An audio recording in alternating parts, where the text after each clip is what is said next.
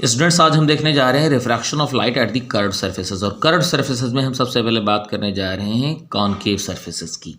तो हमने मान लिया कि ये एक कॉनकेव सर्फेस है और जिसका नाम है एस पी एस डेस, ये पोल है उसका, और ये इसकी प्रिंसिपल एक्सिस है। और प्रिंसिपल एक्सिस पे एक ऑब्जेक्ट रखी है ओ, और इस ऑब्जेक्ट से चलने वाली लाइट रेज इस तरीके से इस सरफेस पे गिरती हैं। और अब यहाँ पे रिफ्रैक्शन को स्टडी करने के लिए हमें एक नॉर्मल कंसिडर करना पड़ेगा। मैंने मान लिया ये एक नॉर्मल है, इस नॉर्मल का नाम रख देते हैं एन ए सी। सी इसलिए क्योंकि नॉर्मल हमेशा सेंटर से पास करता है। किसी कर्व सरफेस पे नॉर्मल हमेशा कहाँ से पास करेगा? उसके सेंटर से। तो ये एंगल ऑफ इंसिडेंस आई हो गया। अब क्योंकि ये लाइट जो है नॉर्मल की तरफ बेंड कर जाएगी, रेयर से डेंसर में जा रही है इसलिए, तो अब ये जो है वैसे तो ऐसे जाती, लेकिन अब रेयर से डेंसर में जा रही है, तो अब ये नॉर्मल की तरफ हल्की सी बेंड हो जाएगी लाइक दिस। तो अब क्या हो गया? ये एंगल ऑफ रिफ्रैक्शन आर हो गया। और दूसरी लाइट यहाँ से चलेगी, वो बिना डिवेट किए सीधे निकली चली जाएगी, क्योंकि यहाँ पे नॉर्मली इंसिडेंट होगी सरफेस पे। नॉर्मली इंसिडेंट लाइट बिना डेविएशन सफ़र किए सीधे निकली चली जाती है। तो अब ये दोनों रिफ्रैक्टेड रेज आगे तो इमेज बना नहीं पाएंगी, क्योंकि एक दूसरे से दूर भाग रही हैं। तो अब अगर हम इनको पीछे बढ़ा लाएँ तो ये इमेज बना सकती हैं। तो इस तरीके से हम पीछे बढ़ा लाए और यहाँ पे एक इमेज आई बन गई है। अब क्योंकि रेस को पीछे बढ़ाने पे इमेज हम बना पाए हैं, तो इसलिए जो है ये कैसी इमेज होगी? ये वर्चुअल इमेज होगी। अगर ये आगे ही इमेज बना देती तब तो रियल इमेज होती, लेकिन इन लाइट रेस को पीछे बढ़ा के इमेज हम बना रहे हैं तो ये वर्चुअल इमेज होगी। अब आप बताओ जरा, ये एंगल और ये एंगल कैसा एंगल है? वर्टिकली अपोजिट एंगल है। तो ये वर्टिकली अपोजिट एंगल आपस में बराबर होते हैं, तो ये आर हुआ तो ये भी आर हो गया। अब यहाँ से एक हम परपेंडिकुलर ड्रॉ कर देते हैं इस तरीके से, ऐसे परपेंडिकुलर ड्रॉ कर देते हैं। हमने मान लिया m, और ये मान लिया हाइट h हो गई। इस a पॉइंट की हाइट यहाँ से क्या हो गई? h हो गई। अब इन एंगल्स को कंसीडर कर लेते हैं। हमेशा याद रखो बेटा, ऑब्जेक्ट का एंगल सबसे पहले कंसीडर करो अल्फा, और उसके बाद इमेज का एंगल कंसीडर किया करो, एंड दैट इज़ बीटा। और नॉर्मल का एंगल जो है सबसे बाद में कंसीडर करेंगे, and that will be gamma. Pole से ऑब्जेक्ट की पोजीशन को हम u कहते हैं, आपको अच्छे से पता है। और क्योंकि ये लेफ्ट साइड में पड़ रहा है पोल के, तो इसलिए माइनस में ले लिया। पोल से इमेज की डिस्टेंस को हम लोग v कहेंगे, ये भी लेफ्ट में पड़ रहा है तो इसलिए इसको भी नेगेटिव ले लेंगे। पोल से सेंटर ऑफ कर्वेचर की डिस्टेंस को r रेडियस ऑफ कर्वेचर कहेंगे, और ये भी नेगेटिव ले लेंगे क्योंकि ये भी माइनस लेफ्ट, क्योंकि ये भी लेफ्ट में पड़ रहा है। तो अब हम क्या करेंगे? अब हम I निकालेंगे और R निकालेंगे, और उसके बाद स्नेल्स लॉ अप्लाई करके रिफ्रैक्शन का फार्मूला फाइंड आउट कर लेंगे। तो चलिए अब हम चलते हैं, I और R निकाल के स्नेल्स लॉ अप्लाई करते हैं और रिफ्रैक्शन का फार्मूला फाइंड आउट करते हैं। तो I किस एंगल में मिले, किस ट्रायंगल में मिलेगा? आपको पता I एंगल ऑफ इंसिडेंस होता है, तो इंसिडेंट रे OA और नॉर्मल, यानी नॉर्मल के साथ जब इंसिडेंट रे आप लोगे तो आपको एंगल ऑफ इंसिडेंस मिल जाएगा, और नॉर्मल के साथ जब रिफ्रैक्टेड रे लोगे, ये वाली रे, तो आपको एंगल R मिल जाएगा। तो चलिए हम क्या करते हैं, इंसिडेंट रे के साथ नॉर्मल ले लेते हैं। तो देखते हैं जरा, इन ट्रायंगल OAC, देखिए जरा, OA इंसिडेंट रे और AC normal. OA incident ray हो गई और AC नॉर्मल हो गया, तो इंसिडेंट रे और नॉर्मल के बीच एंगल जो बनता है that is angle of incidence. तो ये होगा OAC ट्रायंगल में एंगल ऑफ इंसिडेंस मिल जाएगा। अब बताओ जरा, इस ट्रायंगल के अंदर, OAC ट्रायंगल के अंदर गामा क्या है? एक्सटीरियर एंगल है।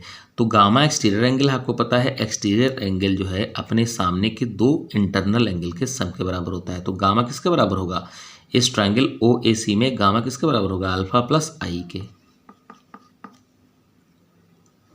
और इस तरीके से हम आई निकाल लेंगे, आई हो जाएगा गामा माइनस अल्फा।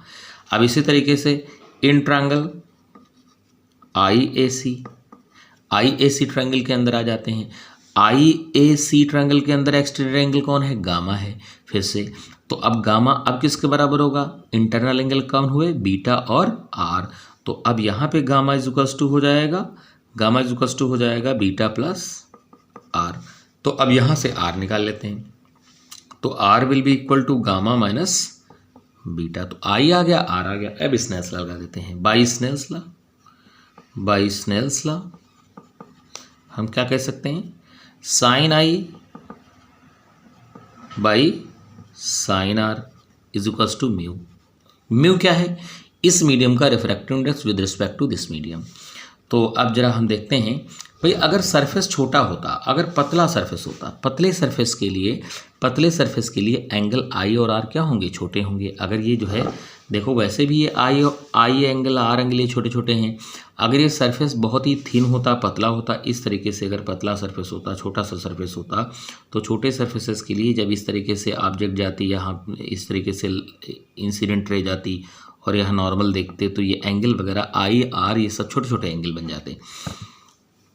तो पतले सरफेसेस के लिए ये यहाँ सारे एंगल आई और आर क्या हो जाएंगे? छोटे छोटे हो जाएंगे। तो उस केस में हम कह सकते हैं फॉर थिन सरफेस के लिए I and R will be so small, बहुत छोटे होंगे। तो छोटे एंगल्स के लिए याद रखना साइन आई के बराबर हो जाएगा, साइन आर के बराबर हो जाएगा। यानी छोटे एंगल के लिए साइन थीटा जो है बराबर होता है थीटा के, और छोटे एंगल के लिए टैन थीटा भी किसके बराबर होता है? थीटा के बराबर। यानी छोटे एंगल पर, बहुत छोटे एंगल पर साइन जो है अपने एंगल के ही बराबर होता है। अगर जैसे कहा जाए साइन 0.01 तो लगभग 0.01 के ही बराबर होगा। अगर कहा जाए साइन 0.05 डिग्री यानी बहुत ही छोटा एंगल, तो ये 0.05 के ही लगभग बराबर होगा। तो ये प्रॉपर्टी केवल साइन और टैन के साथ होती है। बहुत ही छोटे एंगल पे साइन और टैन अपने एंगल के ही बराबर हो जाते हैं। तो अब यहाँ पतले सरफेस के लिए क्या होगा? पतले सरफेसेस के लिए क्योंकि आई और आर बहुत छोटे होंगे, तो इन दैट केस हम यहाँ साइन आई को आई और साइन आर को आर लिख सकते हैं। तब हम कह सकते हैं I by R is equal to mu. तो अब ये बन गया I is equal to mu R. अब आई और आर की वैल्यू यहाँ रख देते हैं। देखो आई की वैल्यू ये गामा माइनस अल्फा, और आर की वैल्यू गामा माइनस बीटा यहाँ रख देते हैं।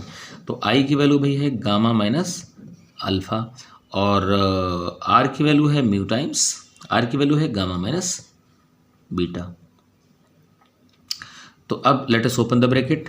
तो gamma minus alpha and this is mu gamma minus mu beta. तो अब जो है हम क्या करेंगे, दोनों गामा एक तरफ ले लेते हैं।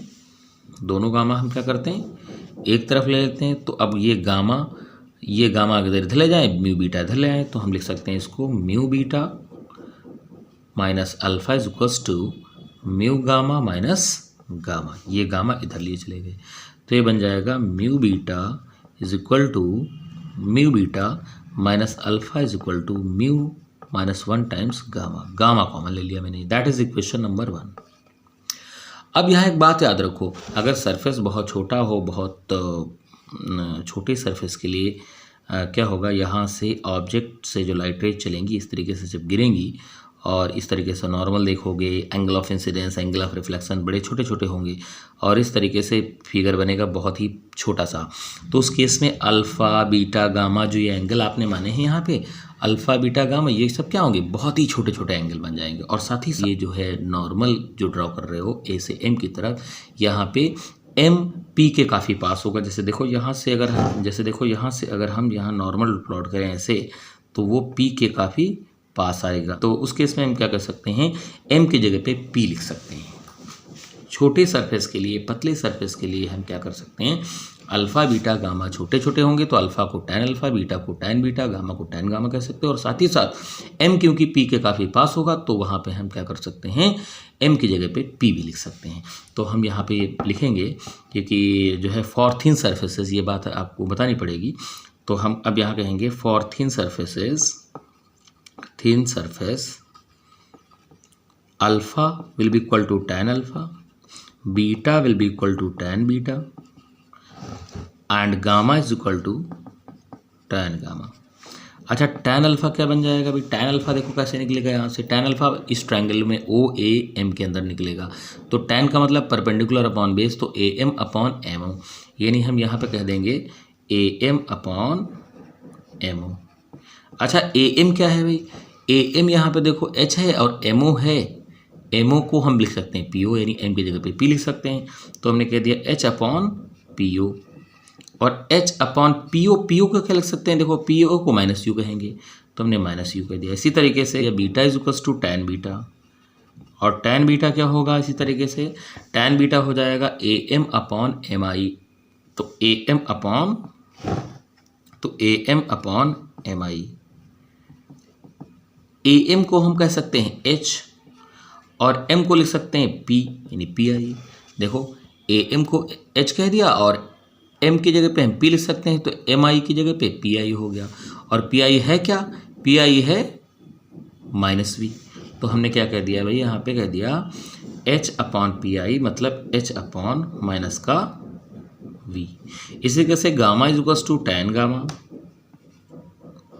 और tan गामा हो जाएगा AM अपॉन देखो tan गामा क्या हो जाएगा, tan गामा हो जाएगा AM अपॉन MC।